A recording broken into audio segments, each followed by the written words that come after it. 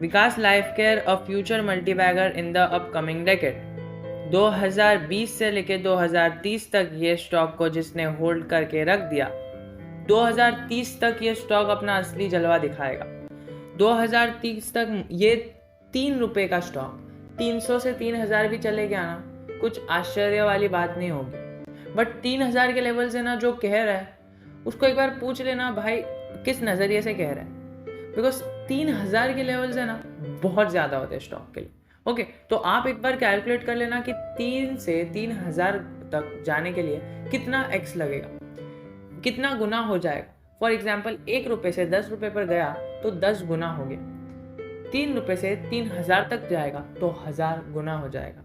1000 गुना into 2 zero लगा देना, 0 0 और 1000 गुना, तो आपको पता चल जाएगा 1,00,000% का रिटर्न 10 साल में देना है। लोग ऐसा कह रहे हैं कि 1,00,000% का रिटर्न 10 साल में देना है। आपका 2 होमवर्क है, 10 साल में 1,00,000% वाले रिटर्न वाले शेयर को ढूंढ के लाओ। और दूसरी बात, आप मुझे ये बताओ कि गवर्नमेंट ने किस स्टॉक में एंट्री ली है। आपको ऐसा कोई स्टॉक हाल ही में मुझे नहीं लगता कि मिलेगा, और मिलेगा भी तो बहुत ही रेयर केस में मिलेगा जिसने 1,00,000% का रिटर्न दिया है। मैक्स चार्ट पर है ना, बीच में कैसा भी, लेकिन 1,00,000% का रिटर्न। बीच में बोनसेस और स्प्लिट्स आके सारा रिटर्न खा जाते हैं और आपको करोड़पति बना देते हैं। मुझे दूसरा बता रहा हूँ कि आप मुझे एक शेयर बता दो, ऐसा कोई भी एक शेयर जिसमें गवर्नमेंट ने अपनी होल्डिंग रखी हो।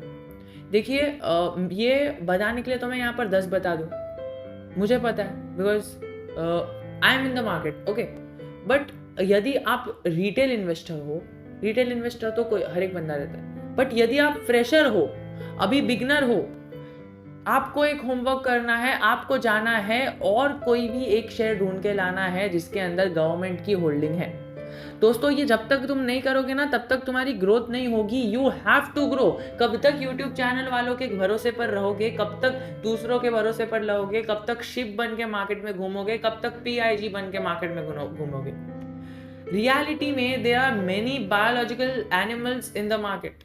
हमें बुल और बेर ही दिखते हैं, but there are many pigs, there are many sheeps, there are many goats in the market. तो ये हमें नहीं बनना है, हमें खुद का एनालिसिस करना है, और हमारे एनालिसिस पे हमें इतना भरोसा होना चाहिए कि 10 साल भी हमारे एनालिसिस को कुछ नहीं होना चाहिए।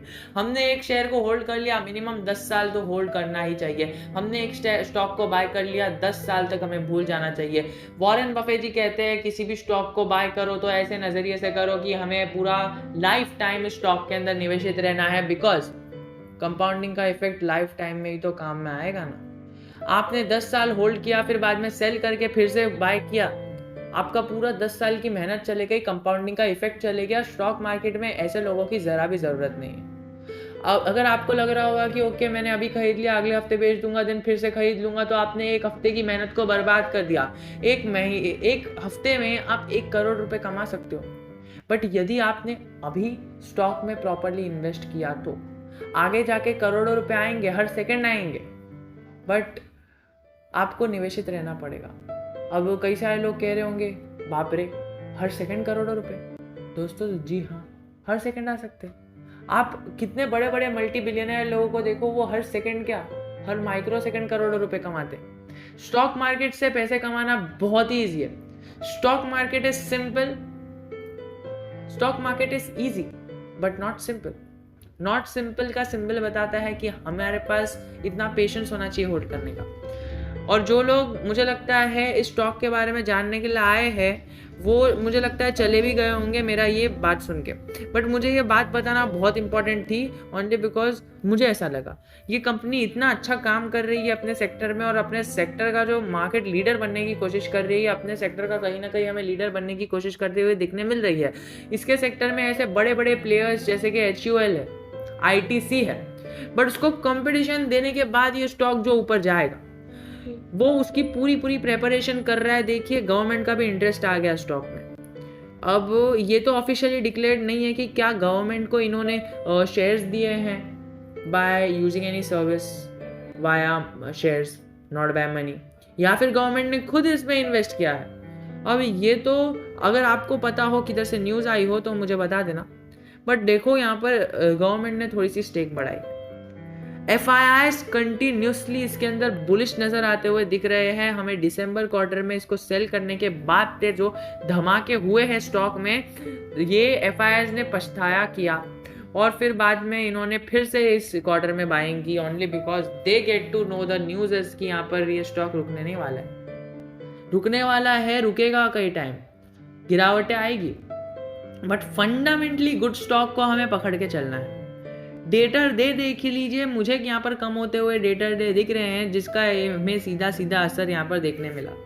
स्टॉक की प्राइस हमें यहाँ पर उछलती हुई दिखी। यहाँ पर दिखा हमें कि कई सारे स्टॉक्स यहाँ पर ब्लड बात कर रहे थे और उसी में ये स्टॉक अखलौता ऐसा खड़ा था जिसने लोअर सर्किट में जाने के बाद भी यहाँ पर रिटर्न दे दिया, और वो रिटर्न मतलब ओपनिंग प्राइस से अभी क्लोजिंग प्राइस पे 2.5% का रिटर्न दिया है। अगर लोअर सर्किट से बात करी जाए तो लोअर सर्किट से 7%, 8%, 10% का रिटर्न एक ही दिन में स्टॉक देने वाला है।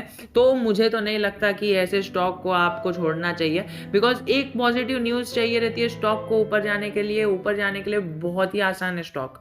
ये गिरावटें कभी आएगी जब पी यहाँ पर थोड़ा सा नेगेटिव में चले जाएगा और RSI लेवल्स यहाँ पर हाई हो जाएंगे। बट RSI लेवल्स हाई हो जाएंगे, वो लॉन्ग टर्म इन्वेस्टर्स को कुछ फर्क नहीं पड़ता है, only because of the growth and expansion plans of the company. हमें देखने मिल रहा है कि यहाँ पर T2T मॉडल हो चुका है स्टॉक में। T2T मॉडल मतलब ये होता है कि जिसने बाय किया तभी आपको जाके सेलिंग होगी, और आप सेल कर सकते हो only when the shares are there in your demat account. तो आप सेल भी तभी ही कर सकते हो।